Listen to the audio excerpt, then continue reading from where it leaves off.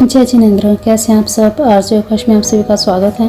आज विशेष जानकारी में हम जानने वाले हैं हरियाली तीज किस दिन है और किस दिन मनाई जाएगी, हरियाली तीज का महत्व क्या है, शुभ मुहूर्त क्या है, पूजा कब करनी चाहिए और साथ ही साथ हरियाली तीज के दिन विशेष उपाय उन युवतियों के लिए जिनके विवाह में बाधाएं आ रही हैं और उन महिलाओं के लिए जिनकी वैवाहिक जीवन में समस्याएं आ रही हैं। और इसी के साथ जानेंगे कि हरियाली तीज के दिन किन वस्तुओं का उपयोग करना चाहिए, किन बातों का ध्यान रखना चाहिए, किन चीज़ों को बिल्कुल भी नहीं करना चाहिए जिससे आपके वैवाहिक जीवन में समस्याएं आ सकती हैं, और क्या विशेष पूजा पाठ आदि करने चाहिए और कैसे करने चाहिए। तो चलिए वीडियो आज का शुरू करते हैं।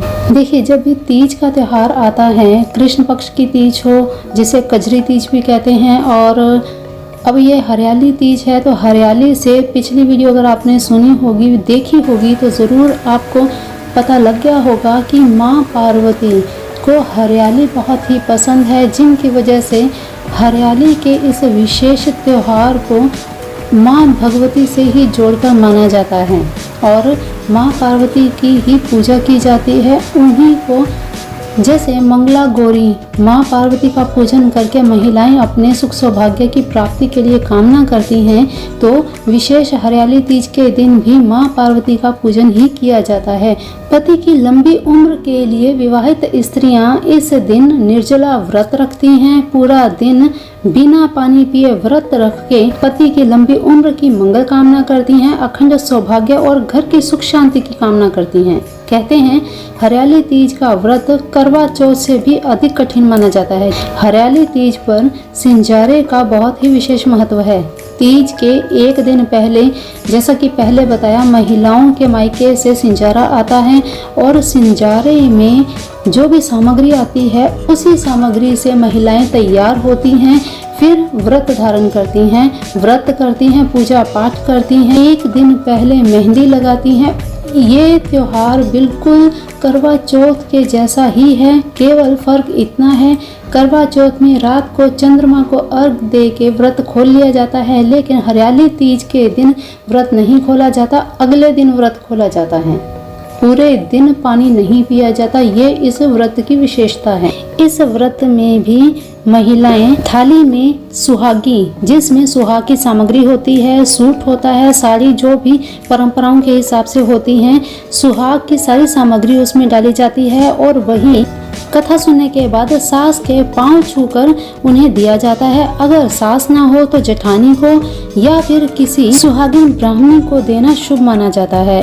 और ये जो सिंजारे की परंपरा है, ये बहुत ही पुराने समय से हरियाणा, पंजाब, राजस्थान में विशेष रूप से पारंपरिक तरीके से मनाई जाती हैं। और मायके से सिंजारा भेजने का अर्थ, महत्व ये है कि मायके वाले बेटी को सदा सौभाग्यवती रहने का आशीर्वाद भेजते हैं, ताकि उनकी बेटी अपने ससुराल में सदा खुश रहे, प्रसन्न रहे, सदा सौभाग्यवती रहे। इसी आशीर्वाद के साथ यह सामग्री बड़े मनोभाव से बेटियों को भेजी जाती है। ऐसे ही कुंवारी कन्याएं भी इस व्रत को बड़े मनोभाव से अपने इच्छित वर को पाने के लिए रख सकती हैं। इस दिन व्रत रख के माँ भगवती से आशीर्वाद प्राप्त कर सकती हैं। और इसी के साथ बड़े परिवारों में आज भी ऐसे रिवाज हैं, जैसे जिस लड़की के विवाह के बाद ससुराल में पहला सावन आया हो, उसे ससुराल में नहीं रखा जाता। विवाह के बाद पहला सावन हमेशा युवतियां अपने मायके में ही बिताती हैं। कहते हैं कि विवाह के बाद पहले सावन सास और बहू को कभी एक साथ नहीं रखना चाहिए, वाद विवाद होते हैं, ऐसी कहावतें हैं। कई परिवारों में आज भी ये रिवाज प्रचलित है और ये चीजें मानते हैं। तो चलिए अब जान लीजिए 16 श्रृंगार में कौन कौन सी सामग्री आती है और पूजा में किन वस्तुओं का उपयोग किया जाएगा। 16 श्रृंगार की जो चीजें हैं उनमें हरी चूड़ियों का विशेष महत्व है। हरे रंग का बहुत ज्यादा महत्व है, तो हरे ही रंग की सारी सामग्री होनी चाहिए। हरे रंग की चूड़ियाँ, बिंदी, सिंदूर, काजल, मेहंदी, नथ, गजरा, मांग टीका, कमरबंद, बिछिया, पायल, झुमके, बाजूबंद, अंगूठी, कंघा, ये सब 16 सामग्रियों में आते हैं, 16 श्रृंगार में आते हैं। तो मायके की तरफ से सिंचारी में ये वस्तुएं आती हैं। और जो स्त्रियां माँ पार्वती का हरियाली तीज का व्रत रखती हैं, माँ भगवती को ये 16 श्रृंगार की सामग्री माँ पार्वती को अवश्य चढ़ानी चाहिए। जो विवाहित हैं उन्हें भी चढ़ानी चाहिए, जो कंवारी कन्याएं व्रत रख रही हैं उन्हें भी चढ़ानी चाहिए। माँ भगवती का आशीर्वाद प्राप्त होता है सदा सौभाग्यवती रहने का, तो ज़रूर ये चीज़ ज़रूर करनी चाहिए। फिर इसके बाद मिठाई में घेवर ज़रूर दिया जाता है, घेवर ज़रूर चढ़ाया जाता है, रसगुल्ले, मावे की बर्फी, इन सब का बहुत ज़्यादा महत्व है। फिर इसके बाद खीर और पुए का बहुत विशेष महत्व है। माँ भगवती को खीर मालपुए का विशेष भोग लगाया जाता है। पति रूप में पाने के लिए सभी महिलाएं ये व्रत रखती हैं। जैसे माँ भगवती ने, माँ पार्वती ने सती रूप में भगवान शिव को प्राप्त करने के लिए सावन के महीने में ही भगवान शिव की आराधना की, उनका पूजन किया, कठिन तपस्या की, तब भगवान शिव को पाया। तो माँ पार्वती का पूजन करने से पहले गणपति जी का पूजन जरूर करें, भगवान शिव का पूजन जरूर करें। कहने का अर्थ है शिव परिवार, पूरे शिव परिवार का पूजन करें इस दिन। अकेले माँ पार्वती का पूजन नहीं होता, पहले गणपति जी का, फिर भगवान शिव, फिर माँ पार्वती का। तो संपूर्ण परिवार का पूजन करने के बाद अपनी मनोकामना माँ भगवती के आगे रखें। तो चलिए, आप भी बहुत इंतजार कर रहे होंगे तब से कि कब है ये व्रत, शुभ मुहूर्त क्या है और तिथि कब शुरू होगी और कब तिथि की समाप्ति होगी। तो देखिए, इस साल हरियाली तीज 31 जुलाई 2022 को है और तृतीया तिथि शुरू हो रही है 31 जुलाई 2022 को सुबह 2:59 पर सुबह के, अर्थात 30 तारीख की रात्रि को, 30 तारीख का पूरा दिन निकल जाएगा, फिर रात को 12 बजे के बाद 31 तारीख लग जाएगी, तो 31 तारीख ही मानी जाएगी। 31 तारीख की सुबह 2:59 पर तृतीया तिथि लगेगी और तृतीया तिथि की समाप्ति होगी 1 अगस्त 2022 को सुबह 4:18 पर। पूजा का शुभ मुहूर्त रहेगा, पहला समय रहेगा अभिजीत मुहूर्त का, क्योंकि सुबह सुबह का मुहूर्त ठीक नहीं है, उद्वेग का चौघड़िया चल रहा है, तो समय सही नहीं है। तो अभिजीत मुहूर्त में आप पूजा कर सकते हैं। अभिजीत मुहूर्त का समय रहेगा 12:06 दोपहर से लेकर 1 बजे तक, दोपहर के 1 बजे तक एक समय ये शुभ रहेगा। फिर इसके बाद संध्या प्रदोष काल का समय शुभ रहेगा। प्रदोष काल का समय रहेगा शाम को 6:33 से लेकर रात के 8:51 तक। तो ये समय रहेगा। इन 2 समय में से आप अपनी इच्छा के अनुसार चुनाव कर सकते हैं किस समय में आप पूजा करना चाहेंगे। इन्हीं के साथ विशेष रवि योग भी बन रहा है, जैसा कि रविवार के दिन ये त्योहार है। तो 31 जुलाई को दोपहर को 2:20 से लेकर 1 अगस्त की शाम को 4:06 तक रवि योग बन रहा है। इस योग में खासकर जब इस तरह के त्योहार आते हैं तो और भी विशेष हो जाते हैं। रविवार के दिन रवि योग का बनना, भगवान सूर्य देव का आपको आशीर्वाद प्राप्त होना, बहुत ही विशेष संयोग होते हैं ऐसे।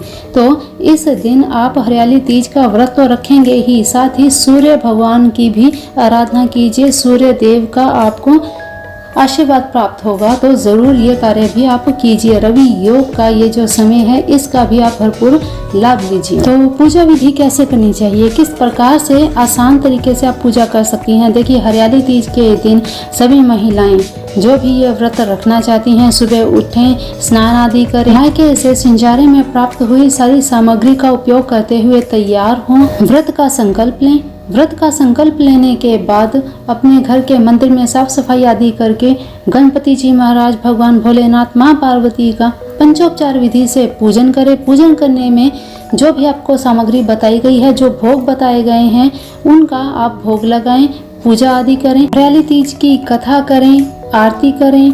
कथा आरती करने के पश्चात लगाए गए भोग सब परिवार में बांटें और घर में सभी बुजुर्गों का, बड़ों का आशीर्वाद प्राप्त करें। फिर इसके बाद संध्या के समय जो इस व्रत को कुंवारी कन्याएं कर रही हैं अपने इच्छित वर प्राप्ति के लिए, उनके लिए विशेष उपाय 11 शुद्ध देसी घी के दीपक, मिट्टी के दीपक बनाएं और इन 11 दीपक को संध्या के समय प्रदोष काल में दीपक के नीचे चावल की ढेरी लगाएं, फिर उसके ऊपर दीपक रखें।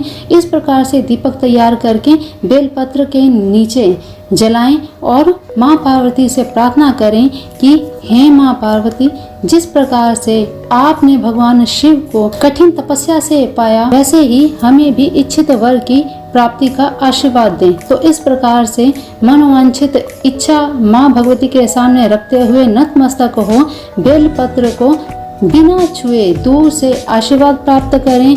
फिर थोड़ा सा जल अपनी दाहिनी हथेली में लेकर 11 के 11 दीपक के ऊपर से घुमाकर वहीं पर बेलपत्र की जड़ में छोड़ दें और चुपचाप घर चले आएं। हाथ पैर धोकर चुपचाप मंदिर में जाएं और 11 हल्दी की गांठ मंदिर में माँ पार्वती के सामने चढ़ा दें और फिर से अपनी मनोकामना को दोहराएं। इस उपाय के करने से जल्द कन्या के विवाह के योग बनते हैं। तीज के अगले दिन व्रत का पालन करने के बाद इन 11 गांठों को अपने घर के किसी पास के मंदिर में, भगवान शिव के ही मंदिर में माँ पार्वती के सामने रखें। फिर इसके बाद जिनके वैवाहिक जीवन में समस्याएं आ रही हैं, पति पत्नी का आपस में प्यार समाप्त हो गया है, तो इस दिन पति पत्नी को भगवान शिव और पार्वती का दूध में केसर मिलाकर अभिषेक करना चाहिए। इससे पति पत्नी में आपस में प्रेम बनता है और वैवाहिक जीवन में जो भी समस्याएं हैं वो समस्याएं समाप्त होती हैं।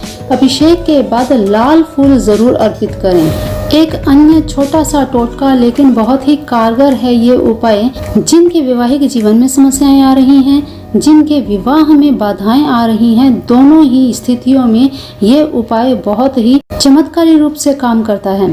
करना क्या है, संध्या के समय पास के किसी गौरी शंकर के, भगवान शिव के मंदिर में जाएं और साथ एक लाल मोली का धागा, खीर भोग के लिए, देसी घी का दीपक ले जाना बिल्कुल भी ना भूलें। ये सभी सामग्री आपको केवल लेके जानी है और ले जाकर धूप दीप आदि करके खीर का भोग लगाने के बाद भगवान शिव और माँ पार्वती का गठबंधन करें। केवल आपको इतना कार्य करना है। गठबंधन करने के बाद अपनी मनोकामना बोलें। विवाह में समस्या है, विवाह नहीं हो रहा, योग नहीं बन रहे, या वैवाहिक जीवन में समस्याएं हैं, तो जो भी आपकी समस्या है वो समस्या मनोकामना के रूप में बोलें। कुछ ही समय में, कुछ ही दिनों में, महीनों में आप अपने जीवन में परिवर्तन खुद देखेंगे। वीडियो के अंत में सबसे बेहद ज़रूरी बात, सबसे बेहद ज़रूरी चीज़ जो कि आपको हरियाली तीज का व्रत रखते हुए बिल्कुल भी नहीं करनी है। अगर आप ये चीज़ें करेंगे तो आपकी इस सभी पूजा पाठ का, आपके इस हरियाली तीज में किए गए व्रत का आपको कोई भी लाभ नहीं मिलेगा। कोई भी आपको उल्टा, आप अगर ये 2-3 कार्य जो आपको बताए जाएंगे अभी, अगर आप इस दिन ये कार्य करेंगी तो आपके वैवाहिक जीवन में और भी समस्याएं बढ़ जाएंगी। तो अवश्य इन चीज़ों को ज़रूर त्यागिए।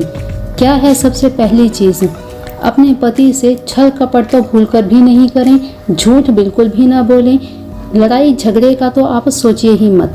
फिर इसके बाद दुर्व्यवहार करना, अपने पति को नीचा दिखाना, ये चीज़ें आपको बिल्कुल भी नहीं करनी है। मैं तो कहूँगी इस दिन क्या, कभी भी ना करें ये चीज़ें। फिर इसके बाद किसी दूसरे की, घर परिवार में ही क्या, किसी की भी निंदा आपको बिल्कुल भी नहीं करनी है। व्रत रखने के बाद में अगर व्यक्ति ये चीज़ें करते हैं तो उनके व्रत का फल बिल्कुल क्षीण हो जाता है, समाप्त हो जाता है। तो ऐसी चीज़ें बिल्कुल भी नहीं करनी चाहिए। और विशेष महिलाओं के साथ साथ पुरुषों को भी एक चीज़ का अवश्य ध्यान रखना चाहिए कि व्रत के दिन घर में कोई भी तामसिक वस्तु का उपयोग नहीं करना चाहिए। पुरुषों पर भी ये नियम लागू होते हैं कि इस दिन या हमेशा कभी भी घर में लड़ाई झगड़े वाद विवाद आदि कभी ना करें, क्योंकि घर में की गई पूजा पाठ पर इन चीज़ों का बहुत गहरा बुरा प्रभाव पड़ता है। तो बिल्कुल भी ना करें ये चीज़ें। अपने घर में सुख शांति, सुख वैभव आदि बनाए रखने के लिए हमेशा इन चीज़ों से, ऐसे कार्यों से दूर रहें। तो चलिए आज के लिए बहुत ही विशेष जानकारी इतनी ही देते हैं। फिर नई वीडियो में नई जानकारी के साथ, तब तक के लिए अपना ध्यान रखिए, मस्त रहिए, स्वस्थ रहिए। और इस चैनल को आप पहली बार विजिट कर रहे हैं, वीडियो को पहली बार देख रहे हैं तो लाइक शेयर जरूर कीजिएगा और चैनल को सब्सक्राइब करके बेल आइकन जरूर प्रेस कीजिएगा। जय जिनेंद्र।